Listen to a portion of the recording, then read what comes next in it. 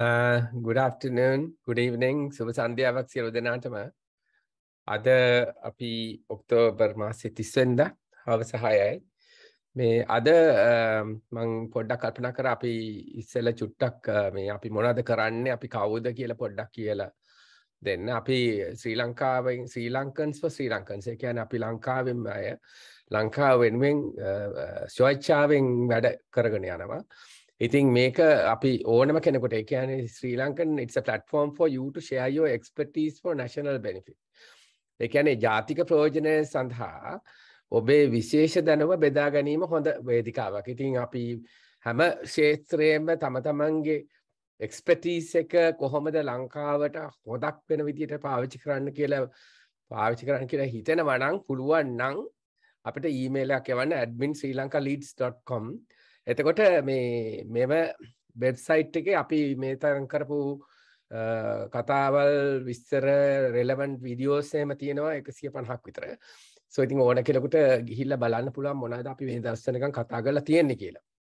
ඉතින් ඕනම ලැන්ග්වේජ් එකකින් කතා කරන්න පුළුවන්. අපි ඩිස්කස් කරනකොටත් ඒ වගේම පුළුවන් තරම් අපිට පුළුවන් ලැන්ග්වේජස් පාවිච්චි කරනවා. ඉතින් තම තමන්ට පුළුවන් ලැන්ග්වේජ් එක පාවිච්චි කරලා කතා කරාට කමක් නැහැ. අපි මේක ඉස්සරහට ගෙනියගෙන යනවා. ඉතින් දැන් අපි මේක පටන් ගත්තට පස්සේ තමයි අපි මේ ලීඩ්ස් කියලා කිව්වට ගොඩක් අය ලීඩ්ස් කියලා කියනවා. ලීඩ්ස් කියන්නේ ඇත්තටම ඇක්‍රොනිම් එකක්. L එකෙන් කියන්නේ අපි learning from each other and what we know, educate කියන්නේ we educate each other. ඒකෙන් වෙන්නේ අපි knowledge එක වැඩි වෙනකොට අපේ assessment capability එක හොඳ වෙනවා. එතකොට assessment capability එක හොඳ වුණාම අපේ decision එක ගොඩක් වෙලාවට හොඳ පැත්තට එහෙම නැත්නම් හරි දෙයට යොමු වෙන්න අවස්ථාව වැඩි. ඉතින් ඒක තමයි අපිට කරන්න ඕනේ ලංකාවේ ඉන්න වෝටර් බේස් එකට වැඩියෙන්ම. මොකද එතකොට තමයි ඒගොල්ලන්ට හරි ඩිසිෂන් එකක් කරන්න පුළුවන්. එහෙම කරොත් අපිට ශ්‍රී ලංකාව දියුණු කරගන්න පුළුවන්. ඒ පරමාර්ථය ඇතුලේ තමයි අපි මේක කරගෙන යන්නේ.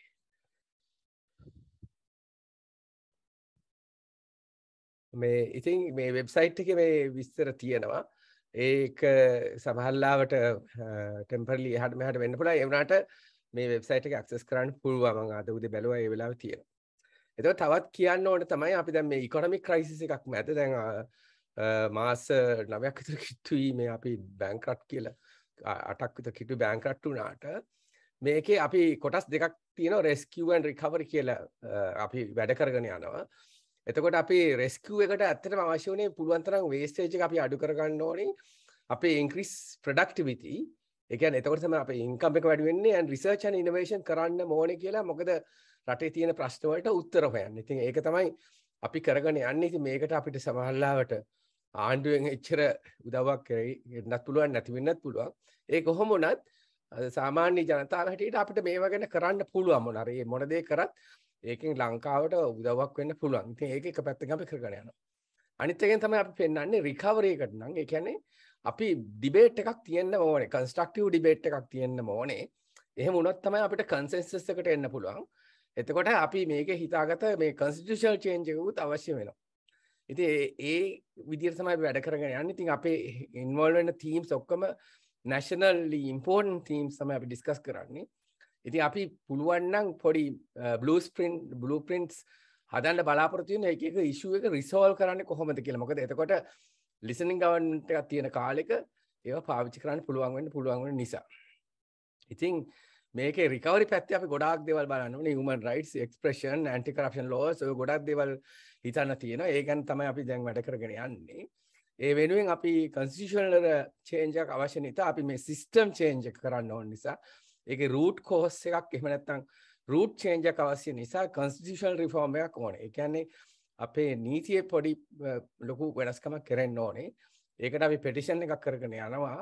මේ වෙලාවේ එතකොට මේ petition එකේ අපි දැන් මම දවස් 3කට ඉස්සෙල්ලා මට දැනගන්න තිබුණා 245ක් අත්සන් කරලා තිබුණා කියලා. සමහරවිට අද ඒ ගාන වැඩි ඇති.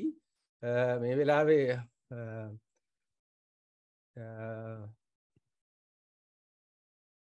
මර්වින් ඉන්නවනම් පොඩ්ඩක් කියන්න බලන්න කීයක් ඉන්නවද කියලා මම දන්නේ නැහැ. අද වෙනකොට චූලා 248ක් අසන් තියෙනවා. ඔක්කොම. ඔව්.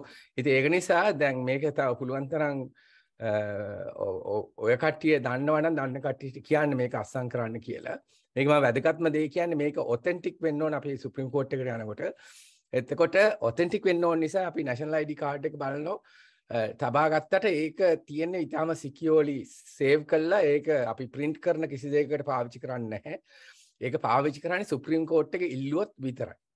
ඒකත් එහෙම සෙපරේට් කරලා කරන්නේ. ඒක නිසා ඔයගලන්ගේ personal ID numbers කාටවත් යන්නේ නැහැ මේකේ. ඉතින් ඒක කියන්න ඕනේ. නැත්තම් authenticity නැතුව අපිට සුප්‍රීම කෝට් එකෙන් රිජෙක්ට් වෙන්න පුළුවන් නිසා අපි මේක මේ ලෙවල් එකට කරගෙන යන්නේ. එතකොට මේ ගිය සුමානෙම සිංහල පත්‍රයේ දාලා තිබුණ හසි මැතිරිනට පෙර සිස්ටම් චේන්ජ් කළ යුතුයි කියලා මේ වෙනම කතෘවරයෙක් ඉතාම නොලෙජබල් කෙනෙක් ඇත්තටම මට වාසනාව ලැබුණා අද කතා කරන්නේ මනසට. එයා මේ ගැන තව සුමාන දෙක තුනකින් අපිට ප්‍රසන්ටේෂන් එකක් කරයි. එයාගේ අදහස් ගැන. ඒවත් බලන එක හොඳයි. ඉතින් අපි එක පැත්තක් තමයි අපි බැලුවේ අපි ලංකාව හරියන්න නම් අපි අපේ ෆාමර්ස්ලා හරියන්න ඕනේ. ඒ කියන්නේ ලංකාවට තියෙන තමන්ගේ ෆුඩ්ස් නැතුව අපිට ඉස්සරහට යන්න ටිකක් අමාරුයි. ඉතින් empowering farmers to dig out of poverty. ඉතින් ඒක ඉතලා වැදගත්ම දෙයක්. එතකොට පොඩි මෙසේජ් එකක් තියෙනවා. මොකද්ද බලන්න තියෙන්නේ?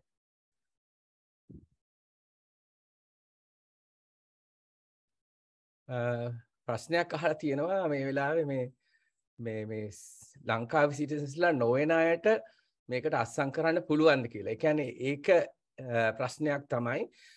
ලංකාවේ සිටිසන්ස්ලා නෙවෙයි නම් අස්සම් කරන්න බෑ. මොකද හේතුව අපිට සුප්‍රීම කෝට් එකේ ඒක වැලිඩ් වෙන්නේ නැහැ. ඒ අස්සන අපිට ඕනේ සිටිසන්ස්ලා රික්වෙස්ට් කරන පෙටිෂන් එකක් හැටියට තමයි යන්නේ. ඉතින් ඒක නිසා ලංකාවේ NID නම්බර් එක නැත්නම් ඒ પાස්පෝර්ට් නම්බර් එක තියෙනවා නම් පුළුවන්. NID නම්බර එක අවශ්‍ය වෙනවා. මොකද પાස්පෝර්ට් එකේ කොහොමදත් NID නම්බර එක print කරලා තියෙන නිසා ඒක වෙලෙම තියෙන પાස්පෝර්ට් එක තියෙනවා. ඉතින් අපි දැන් මේ කරගෙන යන්නේ farmers ලගේ දැනුම දැන් වැඩි කරන එකත් ඒගොල්ලන්ට අපි පොඩියට හරි මොන හරි අවස්ථාවක් දෙන එකක් ඒගොල්ලන් දියුණු වෙන්න ඒක කරගෙන යනවා. ඉතින් ඒක පොඩි වැඩක් නෙමෙයි. ඒක ටිකක් ලොකු වැඩක්. ලොකු පැති කීපයක් එකතු කරගන්න අවශ්‍ය දෙයක්. ඉතින් අපි ඉස්සෙල්ලා කිව්වා අපිට මේ ෆාමර්ස්ලා අපි මේ ඒගොල්ලන්ගේ මේ මොඩර්නයිස් කරගන්න ඕනේ, එෆිෂන්ට් කරගන්න ඕනේ, ප්‍රොඩක්ටිව් වෙන්න ඕනේ අනිත් රටවල් වල මේ පෙන්නපු විදියට. ඉතින් ඒක නිසා අපි ඒ ගැන වැඩ කරගෙන යනවා. එතකොට ඒ බලාගෙන යනකොට මේ ලොකු ප්‍රශ්නයක් තියෙනවා. ඒ කියන්නේ ලංකාවට අපිට ෆුඩ් security කියලා දෙයක් අවශ්‍යයි.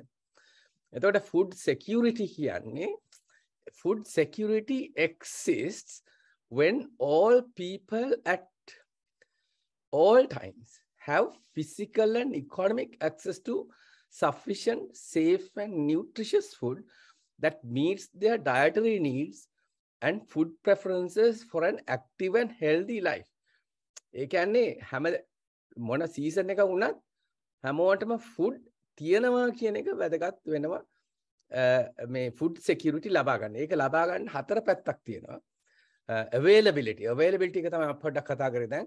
Food availability means that sufficient quantities of appropriate and quality food is available from domestic production, commercial imports, food assistance or food preserves on a consistent base. එතකොට access එක තියෙන්නත් ඕනේ. ඒ කියන්නේ people have adequate income or other resources to access appropriate food domestically through home production, buying in local markets, or as exchange, gifts, borrowing, or as food aid. That's access. එතකොට stability එක important. Stability of food refers to availability of adequate food all the times. Thus certain that access and utilization of appropriate food is not curtailed by any hindrance, shortages, or by emergencies or sudden crisis. දැන් තේරෙන food security කියන එකේ ගොඩක් අපිට ලොකු පැති කීපයක් බලන්න තියෙනවා ඒක. ඉතින් ඒක බලාගෙන යනකොට utilization එක පැත්තත් ඉතාම වැදගත්. ඒ කියන්නේ people utilize foods properly through food storing and processing practices while have sufficient knowledge where they apply nutritional, health, sanitation, socio-cultural, as well as spiritual parameters of food. Now මේක බලාගෙන යනකොට අද අපි focus එක තියෙන්නේ මේක තමයි අද අපි පොඩ්ඩක් discuss කරන්න බලාපොරොත්තු වෙන්නේ මේ utilization කියන පැත්ත. එතකොට මේ ආටිකල් එක තියුනේ දැන් සවස් 3කට ඉස්සෙල්ලා අයිලන්ඩ් එකේ aflatoxin සාගා bitter truth කියලා. මේක කෙලිම ලොකු පැත්තක් මේක එනවා food preservation එකට. එතකොට ලංකාවේ estimated food wastage එක 30 to 40%. ඉතින් අපිට මේක අඩු කරගන්න පුළුවන් නම් අපිට දැන් මේ economic crisis එක හින්දා තියෙන malnutrition එක ටිකක් අඩු කරගන්න effect එක ගොඩක් අඩු කරගන්න පුළුවන් වෙයි. ඉතින් මේකට තාම qualified speaker කෙනෙක් අද ඉන්නේ professor emeritus Kapila Gunasekara මේ ලොකු esteem positions කීපයක් දාලා තිබුණා මම ඒ වුණාට මේ subject එකට relevant ඒව කරලා තියෙන කීපයක් අපි මම mention කරන්න ඕනේ. 1995 he became the professor of agricultural engineering. ඊට පස්සේ 97 he was become the faculty of agriculture එකේ dean වෙලා වැඩ කරලා තියෙනවා University of Peradeniya. අවුරුදු 6ක් ඊට පස්සේ vice chancellor වෙලා තියෙනවා university. ඊට පස්සේ මේ University of Vocational Technology එකේ vice chancellor වෙලා වැඩ කරලා තියෙනවා රත්මලා. ඒ වගේම plantation development එකත් වැඩ කරලා තියෙනවා. මේක ගැන හොඳ දැනුමක් තියෙනවා professor Kapila Gunasekaraට මේ වෙලාවේ මම ආරාධනා කරනවා professor Kapila Gunasekaraට මේ presentation එක කරන්න කියලා. Thank you Chula මේ බොහොම ස්තුතියි Chula මම භාෂා දෙකේම කතා කරන්න උත්සාහ කරන්නම් මොකද මේ because we have different audiences.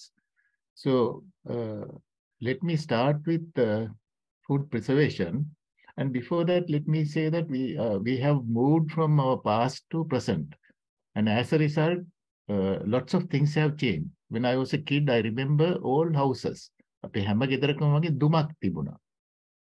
මේ දාරලිප පත්තු කරලා කරනකොට දුමක් තිබුණා. මේ දුම් ගහලා ගොඩක් දේවල් අපි කරගත්තා. එකක් තමයි මට මතක හැටියට දෙල්ලටු කොසුයි අටු කොසුයි. ඔයගොල්ලෝ කී දෙනෙක් දන්නවද මන් දන්නේ නැහැ. හැබැයි we preserved jackfruit and breadfruit by boiling it and then slicing it and then putting it in the just above the fireplace so that it will get cured and dried. දැන් ගොඩක් වෙලාවට අපි ඩ්‍රයි කරනවා කියන එකේදී අපි කරන්න හදන්නේ water activity එක reduce කරන එක. එහෙම නැත්නම් ජලයේ ක්‍රියාකාරීත්වය පුළුවන් තරම් අඩු කරන එක. මොකද එතකොට අර ශුද්ධ ජීවිත ක්‍රියාකාරී වෙන්න අමාරුයි. ඉතින් ඒක නිසා ගොඩක් වෙලාවට අපි ඩ්‍රයිಯಿಂగ్ process එකේදී කරන්න හදන්නේ 104කට විතර ජලය ප්‍රමාණය අඩු කරන්න බලනවා අපි වේලන හැම දෙයකම.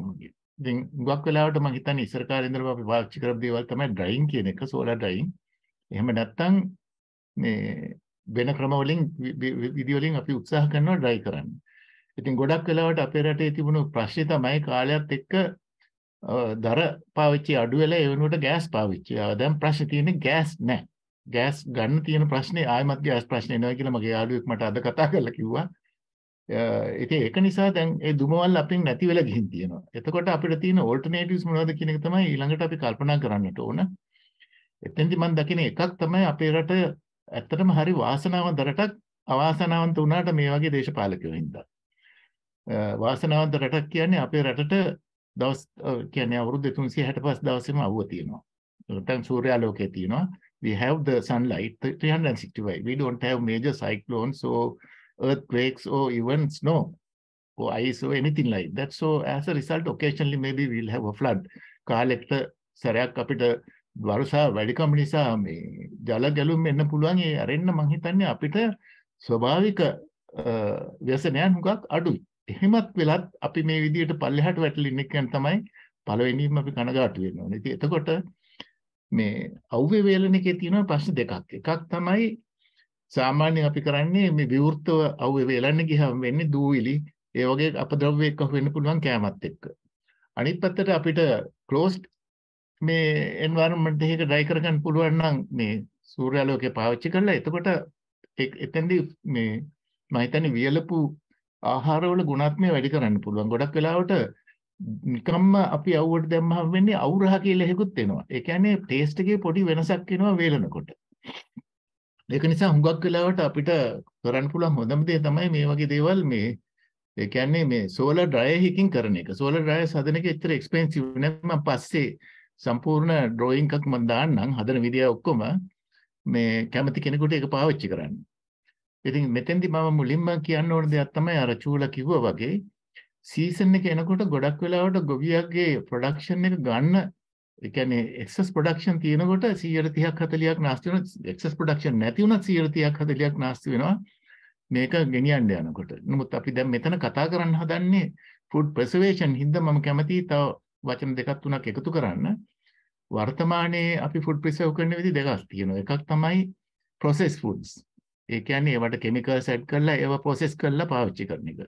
මේ ප්‍රොසෙස් කරලා දෙනවා අපිට කල් තියා ගන්න පුළුවන්. උදාහරණයක් ඇටියට මම චූලට එව්වා පල්කි ශර්මා මේ ඉන්දියන් මේ නිවුස් වල හොඳ ලස්සන මේකක් කරලා තියෙනවා පාන් කේක් ඔය හැම එකම කල් තියා ගන්න මොනවද කරන්න කියලා. මෙතෙන්දී ඇඩ් කරන කෙමිකල්ස් ඒවයි adverse effect on health.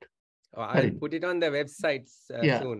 So he will do that job, and it's quite informative in terms of I mean the considering our health. ඉතින් දැන් මේව ගැන කල්පනා කරනකොට මම කල්පනා කරා පුළුවන් තරම් අපි යන්න උත්සාහ කරමු. එකක් එනර්ජි නඩු. එනර්ජි නැති මොකද දැන් අපිට පෙට්‍රලුත් නැහැ. එතකොට දැන් ජල විදුලිය මේ දවස්වල තියෙනවා නමුත් මම හිතන්නේ ඉදිරි කාලේ වෙනකොට පැය 10ක් 12ක් විදුලිය කැපීමට ඉඩ තියෙනවා. එතකොට අපිට refrigerators it will be totally useless. එතකොට meat products ඔය ස්ටෝර් කරලා තිබුණා නම් there is a serious problem of rotting and as a result wastage. ඉතින් අර මේක මම තවදුරටත් දකින්නේ පුංචි කඩවල් තියෙන ඒවායි දැන් මේ ඩීප් ෆ්‍රීසර් එකක් තිබුණා නම් දැන් පැය 10ක් ලයිට් කැපුවොත් එහෙම ඒවයින් එළියට දෙන්න හදන ওই කුකුල් මස් වර්ග මාළු වර්ග එහෙම කන්න ගියාම මම හිතන්නේ ජනතාවට සීරියස් මේ කියන්නේ there will be a health problem. ඉතින් මෙන්න මේක නිසා අපි බලමු මොනවද අපිට ට්‍රැඩිෂනලිම අපි කරගෙන ආපු දේවල් තියෙනවා අපි දැන් අමතක කරලා තියෙනවා. ඒව ටික අරන් බැලුවා නම් මට හිතෙනවා අපිට ගොඩාක් ඉස්සරහට යන්න පුළුවන් වැඩි වියදමක් නැතුව අඩු වියදමෙන් ගොඩක් දේවල් කරගන්න පුළුවන්. මොකද ෆ්‍රිජ් එකක් තියෙනවා නම් ලේසි. නමුත් ෆ්‍රිජ් එක වැඩ කරන විදියක් නැත්නම් කොහොමද කරන්නේ? If you have a refrigerator fine. නමුත් ගොඩාක් වෙලාවට rural areas වලට power cuts එනකොට refrigerator එකක් තිබුණත් වැඩක් නැහැ. එතෙන්දී අපි බලන්න ඕන කොහොමද මේ කෑම මීට වැඩිය කල් තියාගන්නේ? එහෙම නැත්නම් excess production එකක් තියෙනකොට කොහොමද මේ කෑම කල් තියාගන්නේ? ඉතින් පළවෙනි මේකේ තියෙන මේක තමයි මේ drying වලදී අපි consider කරලා බලුවොත් එහෙම මම මුලින්ම කිව්වේ කොස් දෙල් ඒ කියන්නේ jackfruit and breadfruit. Now if you take fish, I think down south had this tradition of malu aburtial that will keep at least fish for about a week without any other preservation other than the tunapaha, that is the condiments. And as a result, you can keep it for about at least a week because there is certain amount of drying there also. එතකොට මේ අපි ඒ ගැන කල්පනා කරලා බලනකොට මාළු ඒ වගේ කරන්න පුළුවන්. ඊළඟට මස් මම දන්නවා අපි ට්‍රැඩිෂනලි මී පැණි වල දාලා මේ කල් තබාගෙන තියෙනවා. ඊළඟට අපි ගත්තොත් මුරුංගා දෙහි එතකොට කොස්සට වගේ දේවල් ඒවා වැලි පෙට්ටියක දැම්මහම සෑහෙන කාලයක් පාවිච්චි කරන්න පුළුවන් වේස්ටේජ් වෙන්නේ නැතුව. ඉතින් මෙන්න මේ වගේ සරල ක්‍රම තියෙනවා. අපි ඒවා අතෑරලා දාලා තිනවා මේ වර්තමානයේ තියෙන මේ මොකක්ද ඒකට කියන්නේ තාක්ෂණයේ ඉදිරි ගමනත් එක්ක. නමුත් දැන් මම හිතන්නේ අපි ආපහු පොඩ්ඩක් පස්සට ගිහිල්ලා තියෙන නිසා જાතියක් හැටියට අපිට ආපහු යන්න වෙලා තියෙනවා මේ ට්‍රැඩිෂනල් මෙතඩ්ස් වලට. එතකොට මේ අපි පලා වර්ග ගත්තොත් එහෙම මේ පලා වර්ග ඇත්තටම අවුවේ හොඳට වේලන්න පුළුවන්. අවුවේ වේලන්න පුළුවන් ඇත්තටම හොඳ පොඩි සෝලාර් ඩ්‍රයර් එකකින් පුළුවන්. හොඳට අවුව තියෙන දවසක පැය 3ක් එක්ස්පෝස් කරලා තිබුණොත් අතේ කුඩු වෙන ගානට ඩ්‍රයි කරන්න පුළුවන්. ඒ කියන්නේ we can actually dry them to about 4% moisture, and the beauty is that color is also preserved if you dry it in a solar dryer. So when you add water back, it will you rehydrate the thing so that you can actually eat it like the natural product. Same can be done with fruits. They are, of course, sometimes they add a little bit of sugar so that it will reduce the microbial activity. Otherwise, generally, if the fruits are sweet, then you don't have to add anything. You can simply dry, like mango, bananas, and there are many other fruits that can be dried that way without any problem. ඊළඟට අපි අරගෙන බැලුවොත් එහෙම ඒ දෙකම අපිට පුළුවන් වේලන්න. ඊළඟට අපි බලමු මේ මාළු කොහොමද කල් තියාගන්නේ? හරිම ලේසි. මොකද මේ අපි හැබැයි ගෙවල් වල කන්න මම දන්නේ නැහැ දැන් ගොඩක් ගෙවල් වල කනවද කියලා කරවල. කරවලදී අපි කරන්නේ ලුණු දාලා ඒකේ තියෙන ජලය පුළුවන් තරම් අයින් කරලා ඊට පස්සේ අවුවේ වේලන එක. ඉතින් ඒවත් පුළුවන් අපිට අර මේ සෝලර් ඩ්‍රයර් එකකින් කරගන්න වැඩි වියදමක් නැතුව පොඩි වියදමක් මුලදී කරන්න වෙනවා මේ සෝලර් ඩ්‍රයර් එක හදා ගන්න. නමුත් ඊට පස්සේ කිසි ප්‍රශ්නයක් නැහැ. කරවල හොඳට වේලන්න පුළුවන්. මම වේලලා තියෙනවා. ඒ කියන්නේ ඉතාමත්ම පිරිසිදු කරවල හදා ගන්න පුළුවන්. සෑහෙන කාලයක් තියාගන්න පුළුවන්. එතකොට අපිට අර protein අවශ්‍යතාවය protein requirement can be met at least to certain extent. Then if you look at things like bitter gourd, කරවිල වගේ ඒවා ගත්තොත් එහෙම ඒවා අපිට පුළුවන් හීනියට පෙති කපලා 105ක් ලුණු වතුරේ හොදලා ඊට පස්සේ අවුවේ වේලුවා නම් ඒකත් ස්ටකට් කරලා සෑහෙන කාලයක් තියාගන්න පුළුවන්. තව පුළුවන් විදියක් තමයි තියෙන්නේ තෙලේ බදින එක. උදාහරණයක් හැටියට බටු. We can actually eggplant, we can slice them into thin slices and then fry it in, deep fry it in oil. And same can be done with even bitter gourd. And if you want to keep onions for a little bit more time, you can make seeni sambal. These are all things which our people have traditionally done. Then if you look at chilies, if they are ripe, then you can actually dry them, again solar drying. And then if you look at milk and milk products, how do you keep milk for an extended period of time? Because it goes bad within 1 or 2 days if there is no refrigeration. එතකොට අපි මොනවද කරන්නේ? එතකොට පුළුවන් කිරි මුදවන්න පුළුවන්, yoghurt හදන්න පුළුවන්. එතකොට අඩුම ගානේ එකේ ෂෙල්ෆ් ලයිෆ් එක සතියකට සති දෙකකටවත් අපිට වැඩි කරගන්න පුළුවන්. කිසිම වෙන කෙමිකල් එකක් ඒ කියන්නේ සින්තටික් කෙමිකල්ස් මොනවත් එකතු කරන්නේ නැතුව මේ දේවල් කරන්න පුළුවන් කියන එක තමයි මට කියන්න ඕන කරලා තියෙන්නේ. ඊළඟට අපේ කොන්ඩිමන්ට්ස් වගේ දේවල් ගත්තොත් ගම්මිරිස් කහ කොත්තමල්ලි ඒවා ඔක්කොම පුළුවන් අවුවේ වේලා ගන්න. අල ලුණු වලට අපිට කරන්න තියෙන දෙයක් තමයි තව කල් තියා ගන්න ඕන නම් හොඳම දේ if you want to keep them for a considerable length of time is to aerate it.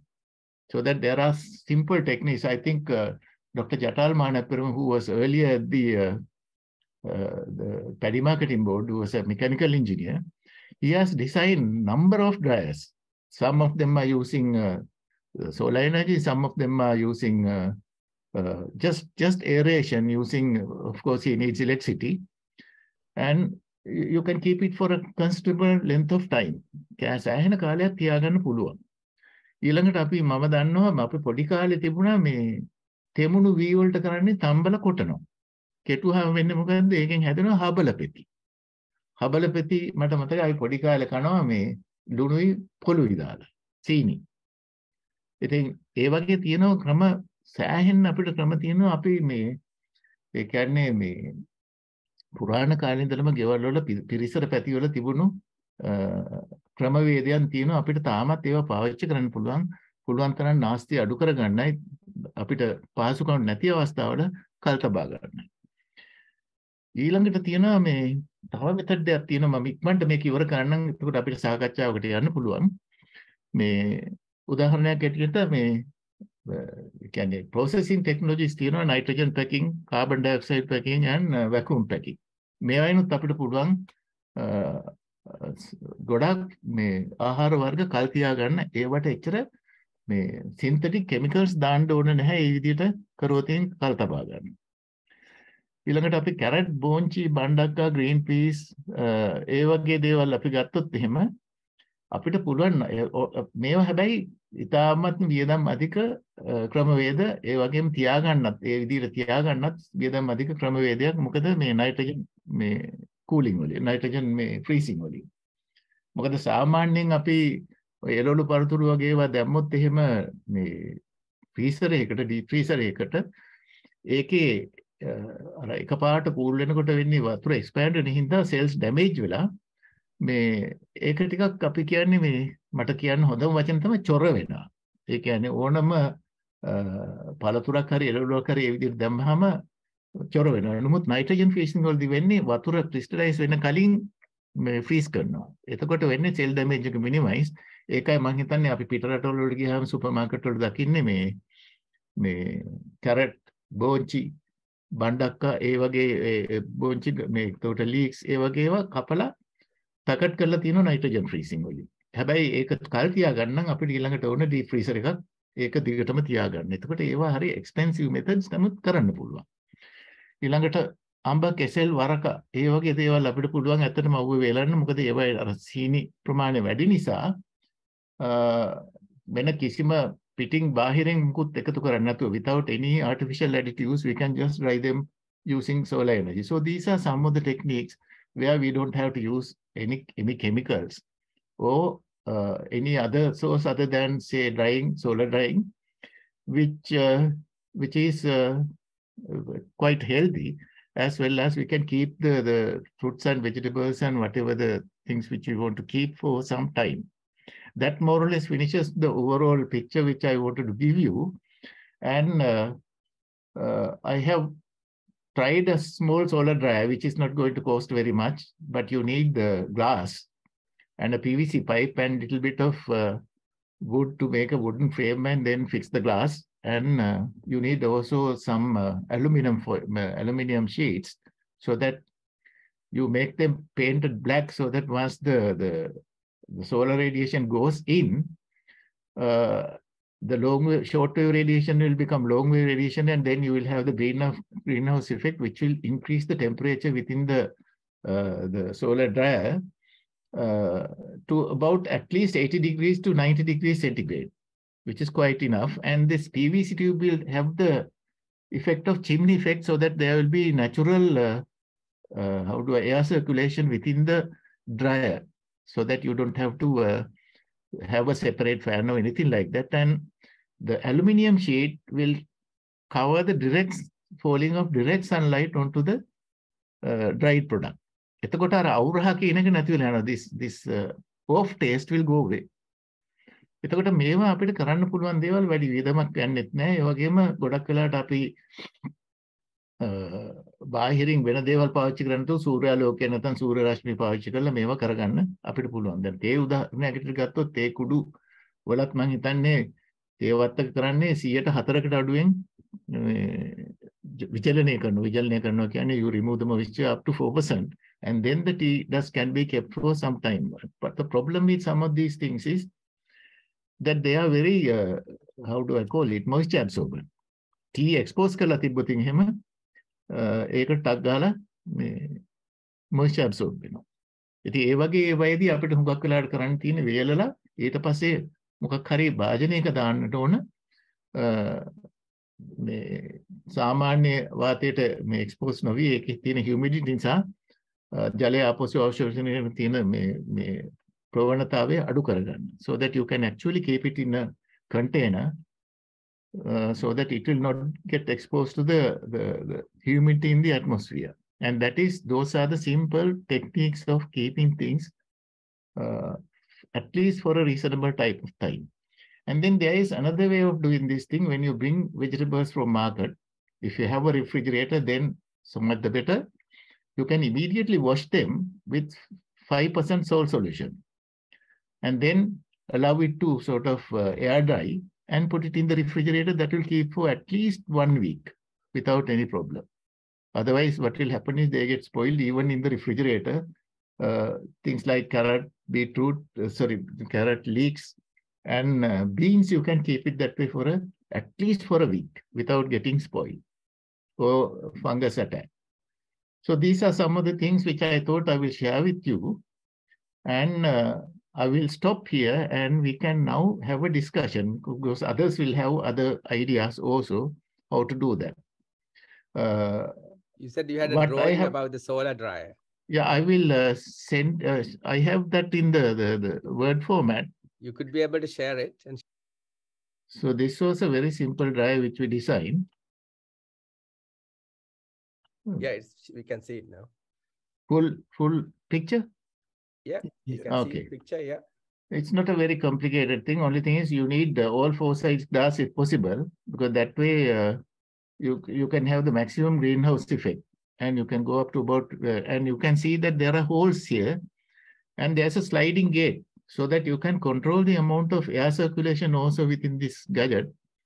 Although the chimney effect provided by the PVC pipe will generally have the natural ventilation created. But that also you can control so that you can actually increase the temperature inside the dryer. If anyone is interested, I can send this. All the detailed diagrams I have. This is the fully assembled diagram. I can send the detailed diagram separately if anyone is interested.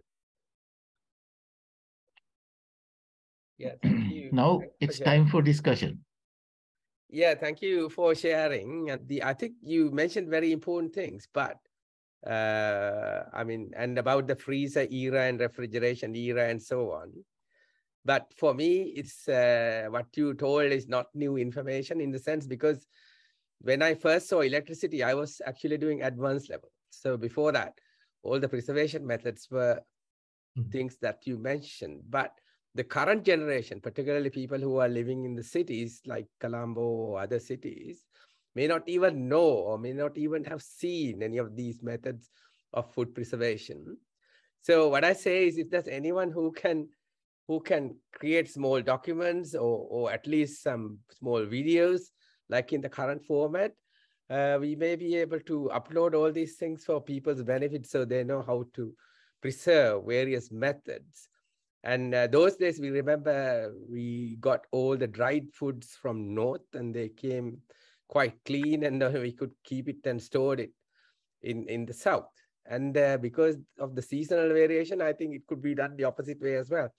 So it's open for discussion, I think, now. So let's have others' viewpoint. Yeah, Ranjan, Dharmadas is wanted I to think talk. there is Mahesh Nirmalan. You can contribute because everyone has something to say. Yeah. If you want to talk, Mahesh, you can. No problem. And someone is there. Sorry, go ahead. I think Professor Dharmadas wanted to say something. Yes. Professor Dharmadas wants to say something. Yeah. Thank you, Mahesh. Thank you, everyone. Thank you, Kapila, for the presentation. I must especially thank you for mentioning solar dryer many times during your discussion. I remember I have been promoting last 32 years on solar products. Can you remember, three of us, you, me, and Lakshman Disanayaka, wrote a research proposal to produce solar-powered equipment in the country. Unfortunately, unfortunately, it was not funded. In my promotional activities, I always mention solar dryer. That is the way to that is the way for food preservation. Thank you for mentioning it many times. I mean, when I buy solar dried tomatoes from the supermarket from UK, I always think about what can we do? Why don't we do this in Sri Lanka? Especially when I go to Sri Lanka, I go to Tambutegam area. There are so much vegetables there. Sometimes I stop the vehicle and go and talk to these vegetable vendors. They say, sir, we can't sell these things. Most of these things go waste. I feel very sad. Why don't we dry these, pack them, and keep them for people to use within the country, and if possible, export them? So we buy here dried mangoes, all sort of products. I think you mentioned this. Thank you very much. That's all I want to mention. I hope, well, I'm giving a presentation to young scientists in the country on 10th of November. So I will mention this to them as well, so that way we can pass the message. These are the things our researchers should do.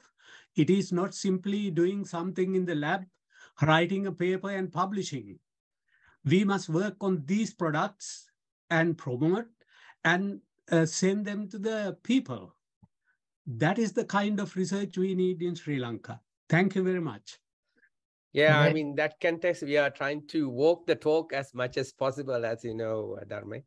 And don't give up on the solar-powered projects at all, because solar is free.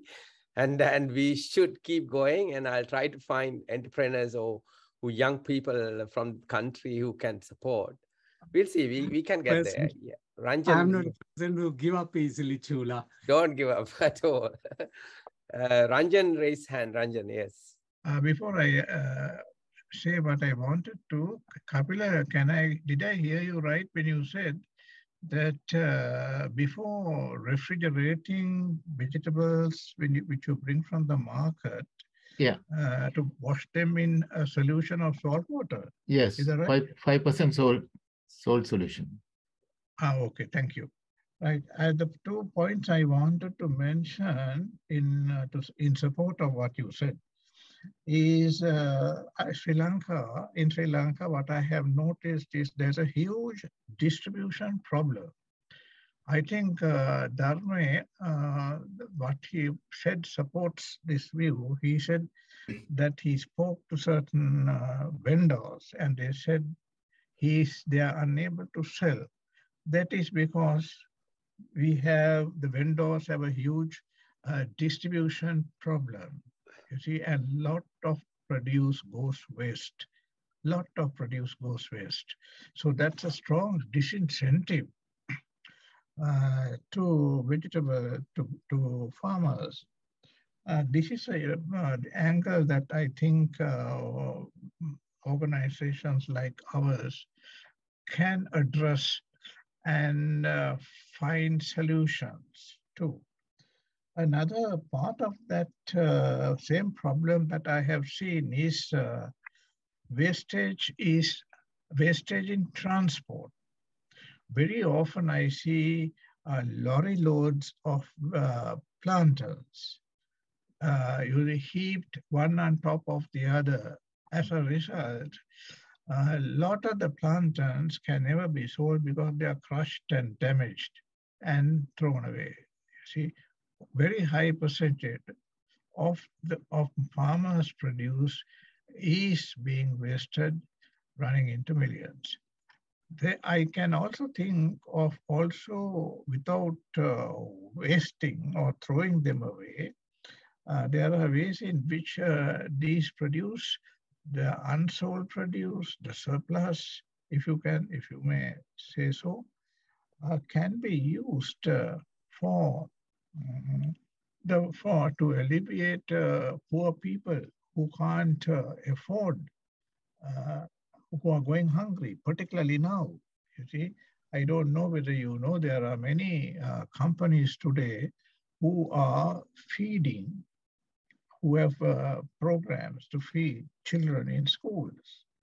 So without throwing away, why not coordinate these services so that the produce, the vegetables that are being thrown away are supplied at least to these welfare organizations. Some companies, big companies have undertaken to feed 600 odd children. I think Keels, Elephant House, has undertaken to feed 600 odd children over a period of 1 or 2 years, you see, in schools. So why not join? There's a disjointer here. Why don't we coordinate? At least tell the government to do something. Our politicians are. You see, we are not getting a return for the investment that the country makes. Invest in politicians. They don't. They're just fighting with each other, jostling for power, but not attending to addressing the problems of the people like this in a practical, meaningful way. Then there are also, Kapila, I have noticed of late, there are a lot of fruits that are dehydrated, now tinned or packed in polythene bags that are in the market today, very much. But they're very, very expensive. That's the disincentive or discouragement very often they are beyond the purchase price of the average buyer. Well, that's about all I have to say. Thanks. Can I Yeah, make a thank- comment? One thing which I wanted to say is that we can actually promote cottage industries to do the preservation. Only problem is maintaining the hygiene.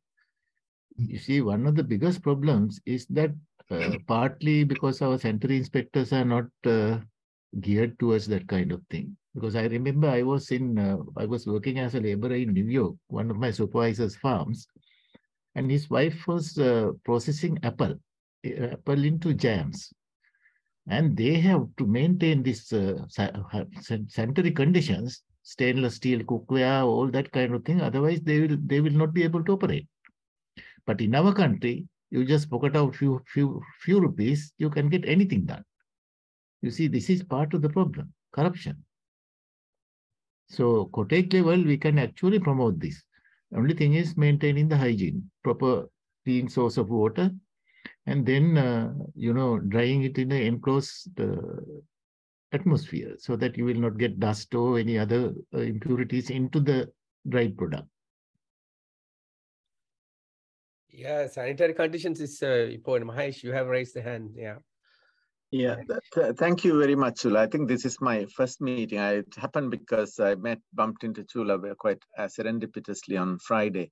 Anyway, thank you. Interesting listening to the conversations. Obviously, it's not my area of expertise. But by nature, I'm a person who sees the glass always half full.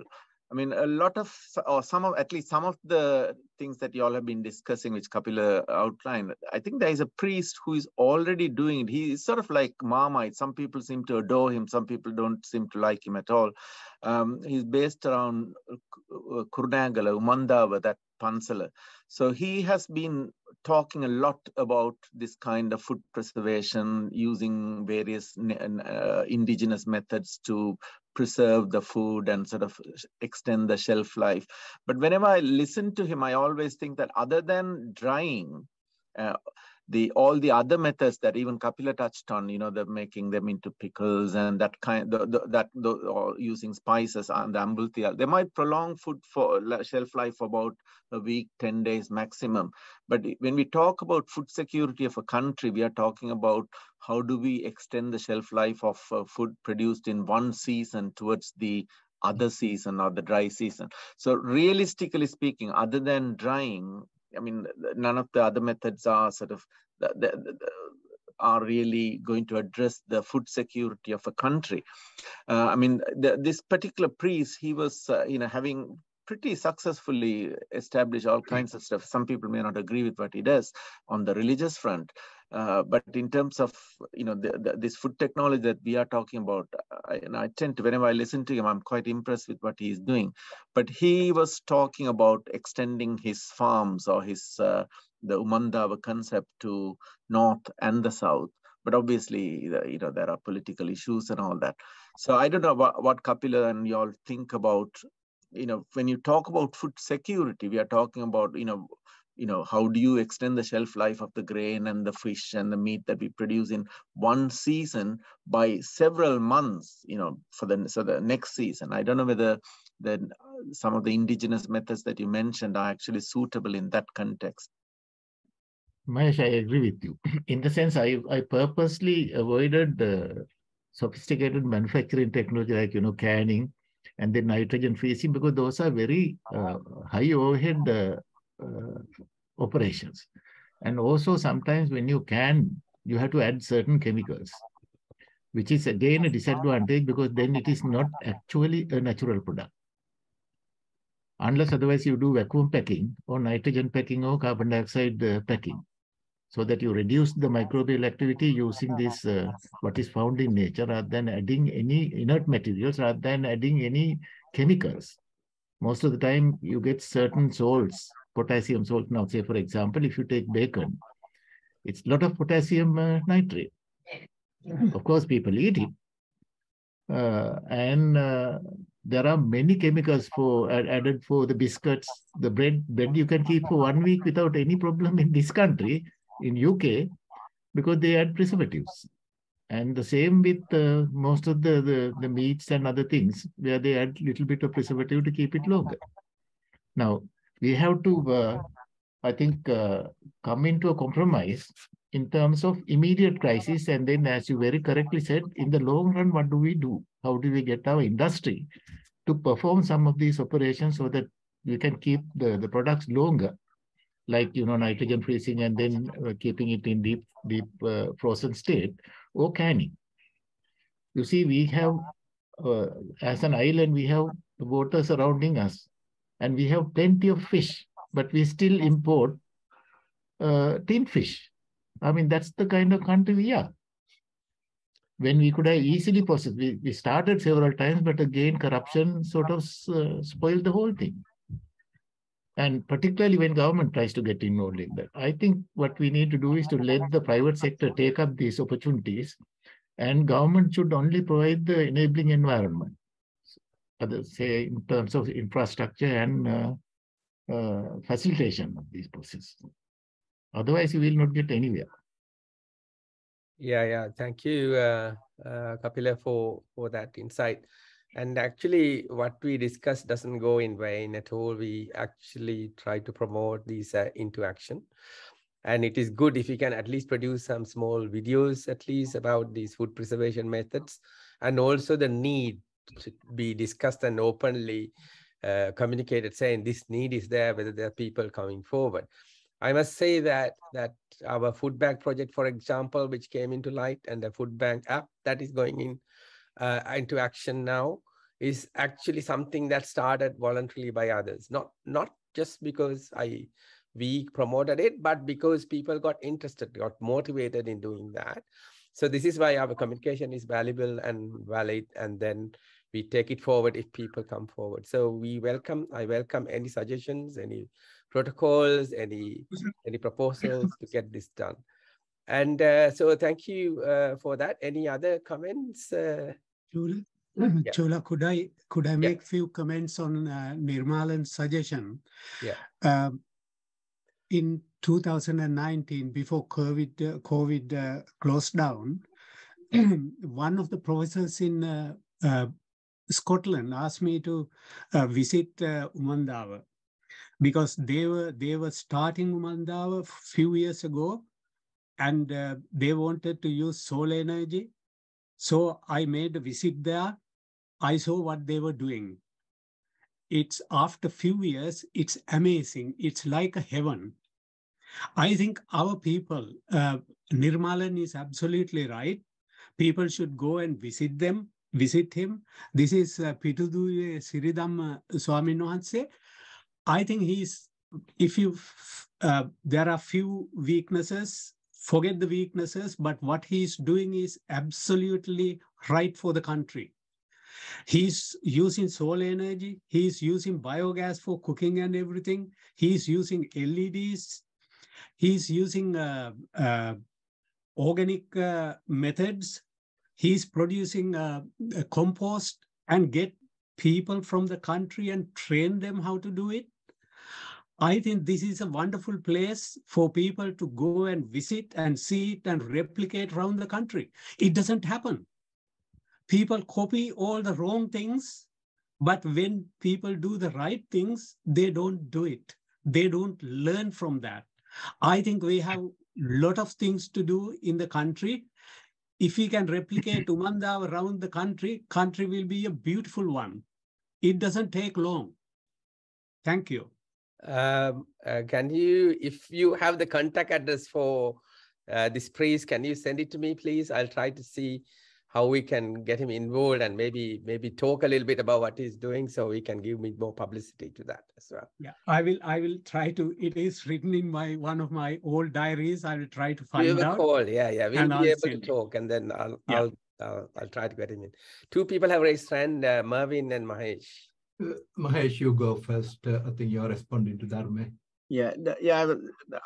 I don't want to speak too much about this particular priest because I don't know very much about him. I've only heard about him on YouTube, and I know for a fact that on the religious side, a lot of controversies have been there. A lot of people don't like him.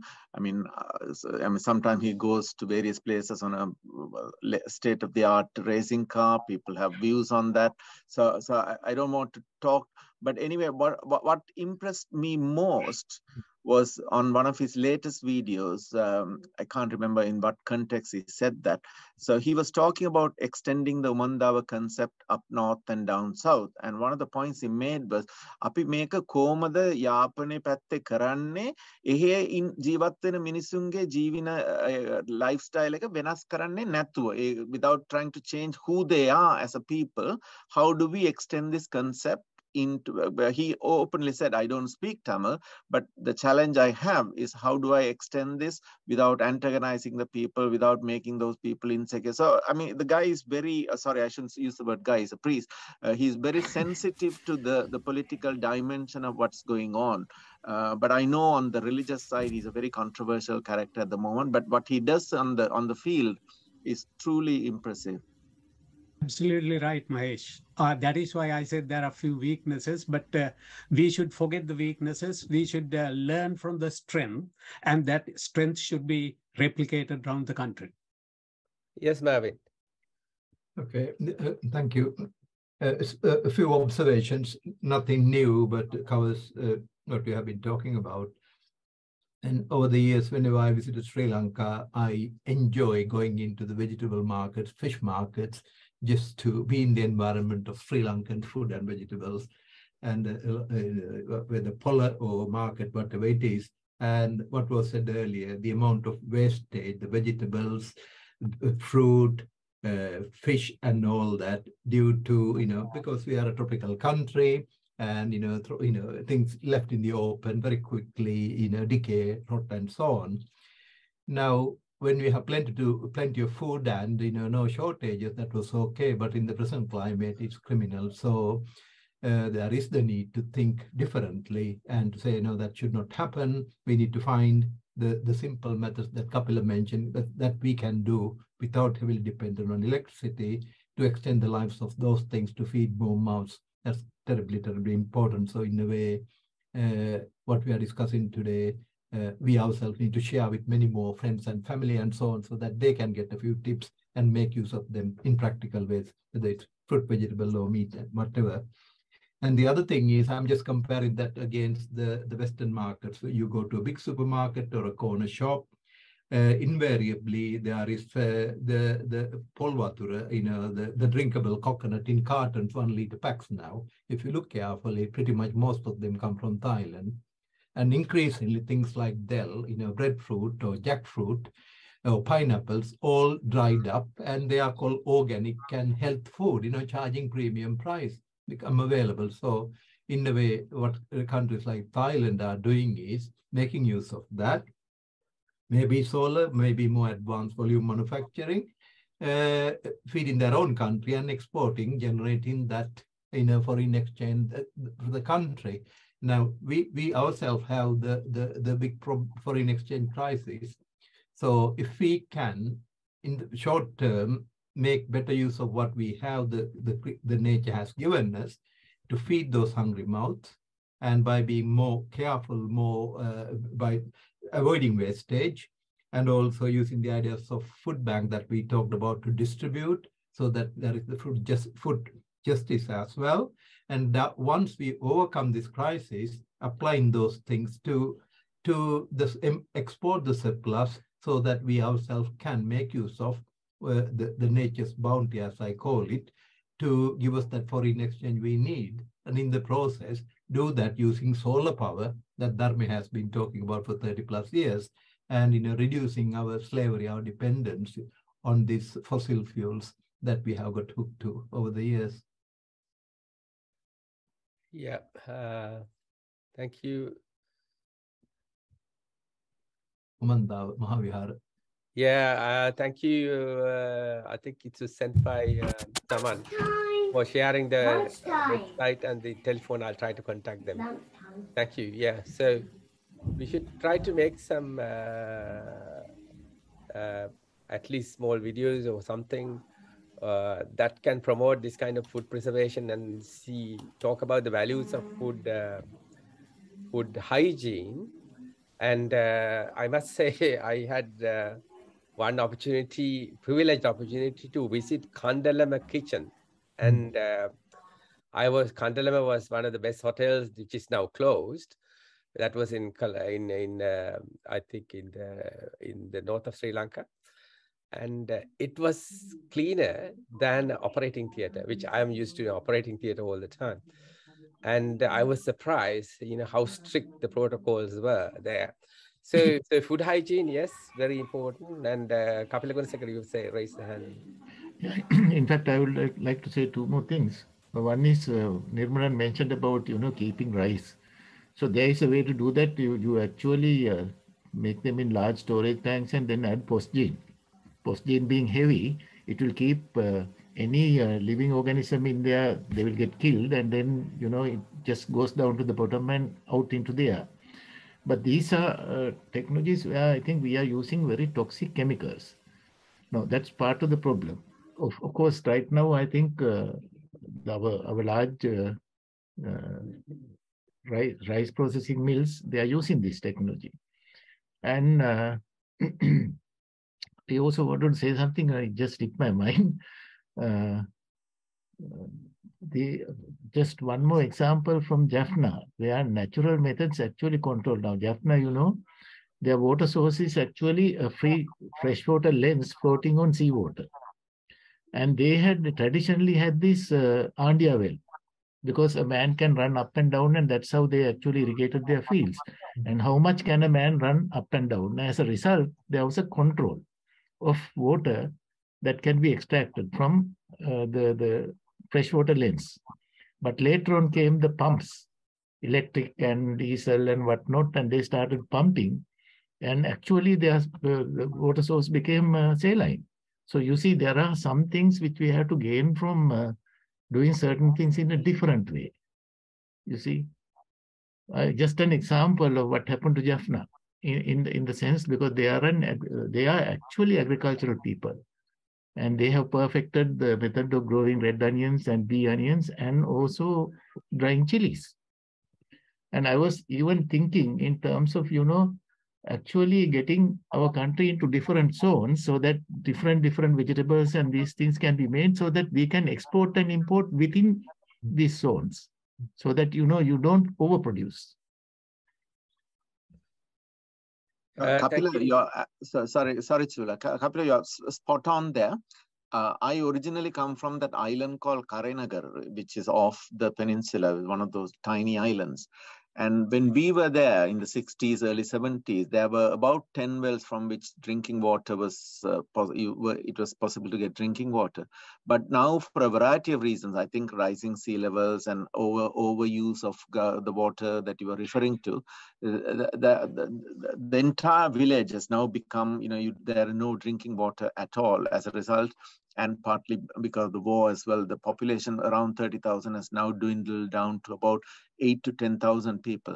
But the amazing thing is there are some very active social groups who are talking about harvesting rainwater from the roofs and then putting it back to the wells, and thereby trying to replenish the groundwater tables, etc. And in fact, the suggestion actually came from very lay people who have done it actually, and they claim that as a result of that, they are able to use the water for drinking for slightly longer period after the rainy season. And so some really outstanding public community engagement work has taken place in that village. I was sort of peripherally involved, but not directly responsible at all. And in fact, the engagement process was so efficient that there are some lay people now trying to create mini forests in that absolutely arid island. And the technique that they use is called the Miyawaki. It's some botanist from Japan who introduced that. You might know more than I do. I've just seen YouTube videos. So they have successfully, over the last 18 months, almost produced a mini forest in that island of Jaffna. So there are some really good examples happening all over the country in the post-war period. And so that's why I sort of said, I see the glass half full than half empty. Yeah, thank you, Mahesh. I think Mervyn, you raised the hand, yeah?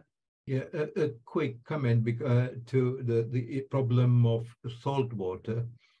Now, the reason is I had the opportunity to visit Israel and see what's going on there. They're in the middle of the desert. And the River Jordan, the main artery, is running dry, and so much so the Dead Sea, which is the lowest place on the planet, is also drying up at the rate of consumption with no rain falling. It hasn't rained there for last 6 years. And Israeli scientists are world leaders in desalination. So what they are doing is just pumping seawater using solar energy as source of power to get fresh water. They produce so much and they cultivate and export to the rest of the world and meet their own water needs in the country. So that, again, if we get the act together with all the solar energy we have and the ocean around us, and that is something that perhaps expensive to set up because big overheads, but it's within the realms of possibility.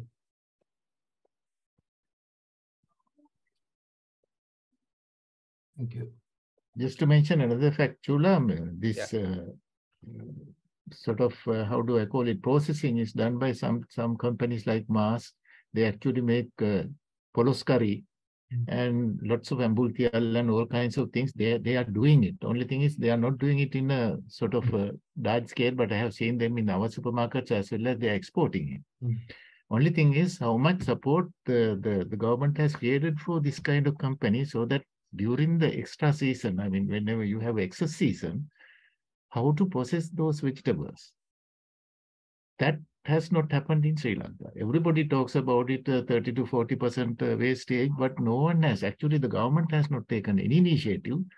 And a few companies have started doing that, but then I don't know whether they get the kind of support they should get. I think, I don't know, I think we should try to promote whatever we can, because as you can see, all the things the government's been doing is based on commissions. So this is not really something that will give you commissions. So say we should try to promote that. And Kapila, if you can get it initiated at least by small documents or something, we'll try and see how to improve it to be more informative videos or something like that. And then that will circulate around. I'll talk to the priest and see whether he can do also a presentation and talk about, and the talents in the country and the innovations in the country is so huge. And so I should say something about that in the future. I'll tell you. Anything else?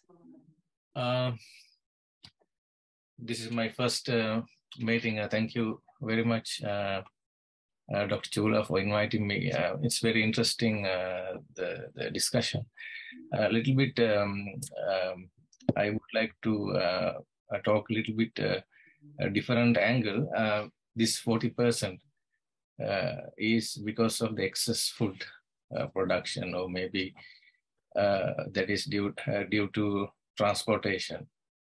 I know that sometimes this is basically the matching of the supply and demand geographically.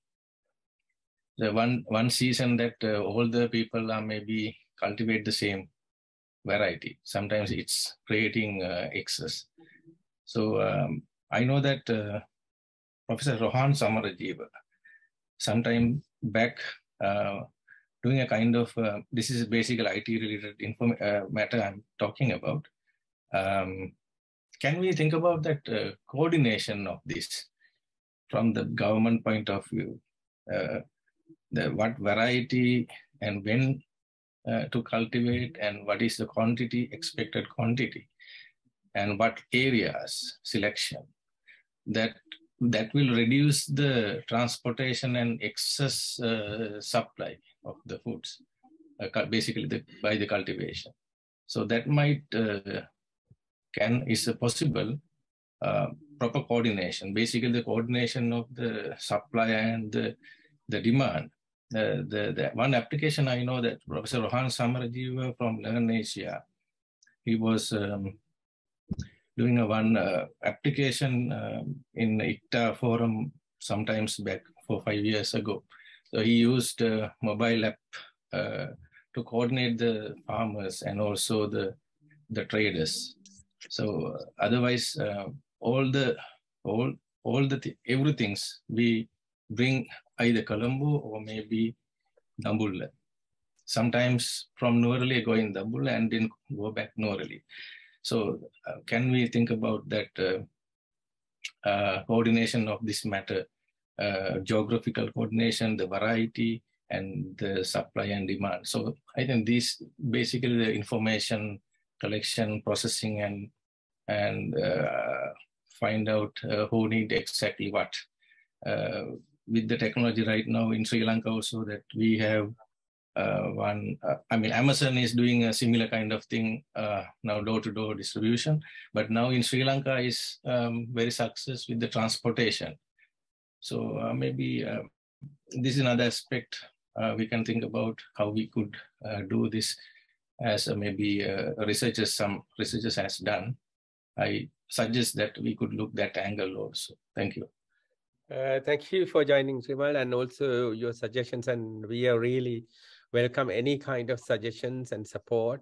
And also, if you have any contacts at any level, like transporters, producers, whatever, we try to communicate and bring out their expertise into this, so that is the only way we can focus. And even Professor Kapila was mentioning once to me that even washing vegetables at the production level was an issue, because it's not hygienic, and that itself is contributing to food damage. So these are the things that we can focus on. And we have entrepreneurs coming forward when they listen to these videos and then communicate with us. And if there are local people who can come forward, we can do that. But if you have any contacts, let us know. We will try to communicate and see how we can proceed. And although we are not collecting any money, but I'm sure people will be there volunteering to join as a core group maybe, and then make something happen, because there's a work to be done accordingly. Yeah. So thank you. Yeah. Can I add something to what Sirimal said? Yeah.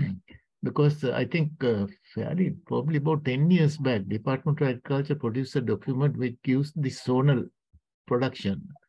And then I remember agriculture faculty, Dr. H.R. Wickramasuriya developed this sort of, which can be used in the cell phones, so that farmers can get to know the right market prices and all that kind of thing, what to grow, what not to grow. Those were done. But unfortunately, it was never picked up. There are two things that bothers me is this farmers are in the dead grip of these wholesalers. And because the banking system has failed, banking system got so much of documentation, farmers don't go there. And as a result, these people who are running the wholesale market, they give the loans without any documentation. They attend family members' weddings and funerals, whatever it is, and also give them a little bit extra time if they have a problem. Now, this is not happening with our banking system. And as a result, they are continuing to supply their products to the wholesalers.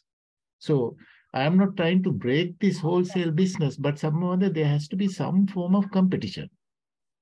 Unless otherwise we have that, we can't get these people out of it. I will tell you my own personal experience. My car, my petrol, I went to Hanguranketha to help these people because Mr. Godfrey Silla asked me, he was doing water management. I was supposed to get this vegetable production organized.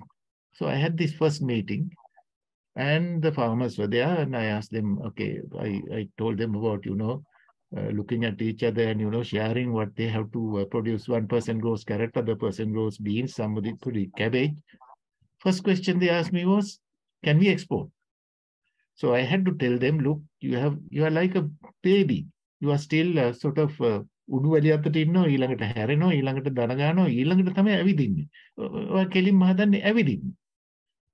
මොකද this export market has particular requirements like the color, the consistency and the quality as well as the consistency in production, which these people don't have. So first thing that we have to do is to get them organized in such a way that they will adhere to these things so that we have exportable products.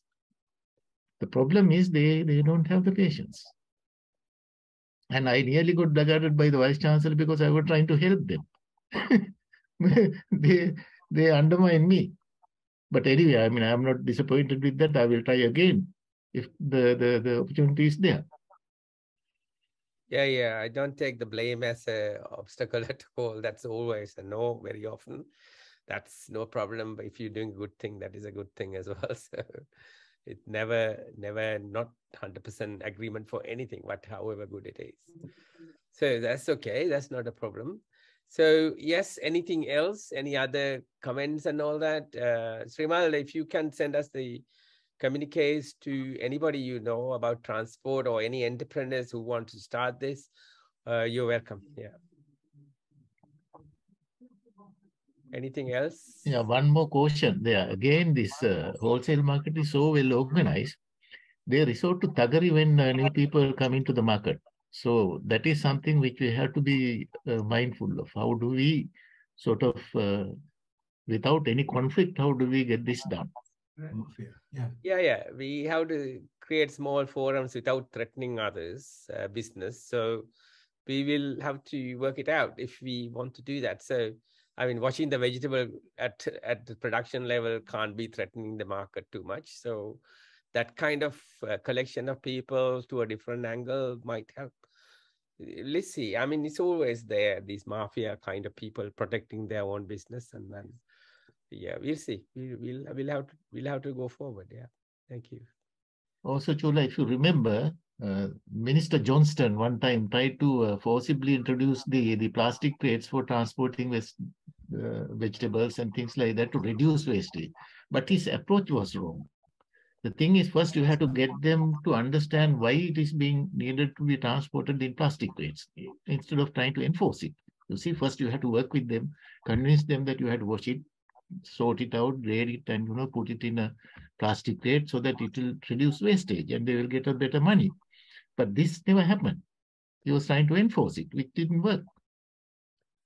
Yeah. So that's why we need to make them understand the value in everything what we do, so that it's through self-discipline that they will improve rather than by enforcement. So, but basically you need both education and enforcement. Enforcement we can't do unless the government is with us, but education we can do as voluntary people. Yes, so we'll do. Education is never wasted, so we should focus on that and see how we can do. Any other questions, comments? I see someone there, but he seems to be silent. Someone, Amarakon? Yeah. He sent me a message about a video and also the Hamaduro's contact number. So, Saman, are you there? Are you able to speak from there? Saman? He's also muted. Yeah. He normally listens and sends comments and so on.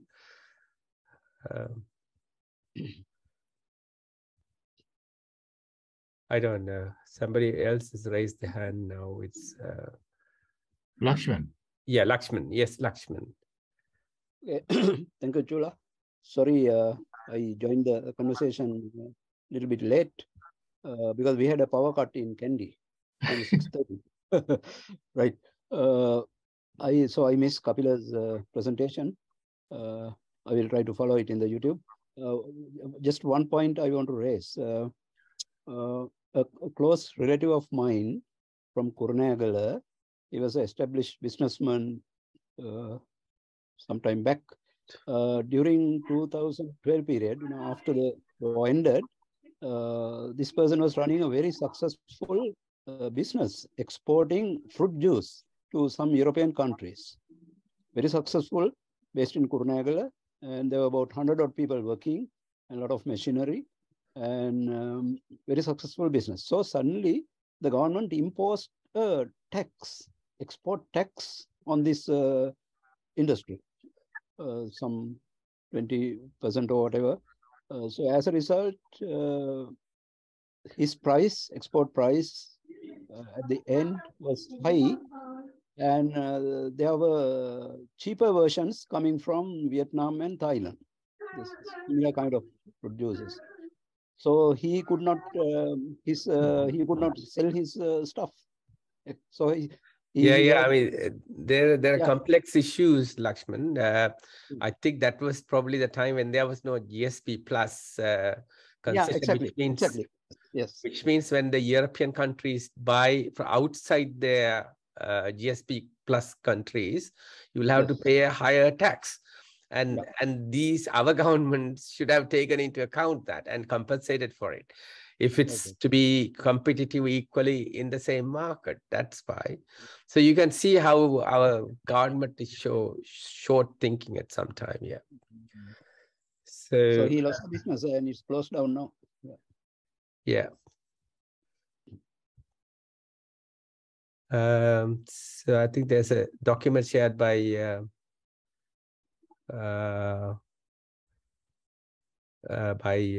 Rimal also about this. It is downloaded. You can download from the chat if you want to see it. Okay. Anything else? Any other comments at all?